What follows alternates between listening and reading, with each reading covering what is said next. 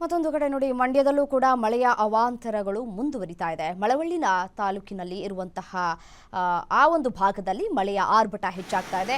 ಚಿಕ್ಕ ಮುಲುಗೂಡು ಗ್ರಾಮದಲ್ಲಿ ಜಮೀನಿಗೆ ನೀರು ನುಗ್ಗಿದೆ. ಮಳೆ ನೀರಿನಿಂದ ತುಂಬಿ ಹರಿತಾ ಇದ್ದಾವೆ ಹಳ್ಳ ಕೊಳ್ಳಗಳೆಲ್ಲವೂ ಕೂಡ. ಇದರಿಂದಾಗಿ ಭತ್ತ, ತೆಂಗು, ಕಬ್ಬು ಸೇರಿ ಹಲವು ಬೆಳೆಗಳು ಕೂಡ ನೀರು ಪಾಲಾಗಿದೆ. ಭಾರೀ ಮಳೆಗೆ KHB ಬಡಾವಣೆ ಜಲಾವೃತವಾಗಿದೆ.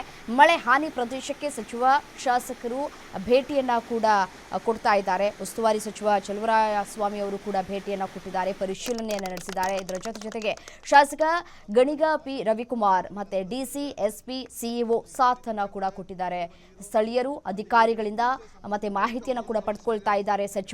ಸಚಿವರ ಮುಂದೆ ತಮ್ಮ ಅಳಲನ್ನು ತೋಡ್ಕೊಳ್ತಾ ಇದ್ದಾರೆ ನಿವಾಸಿಗಳು.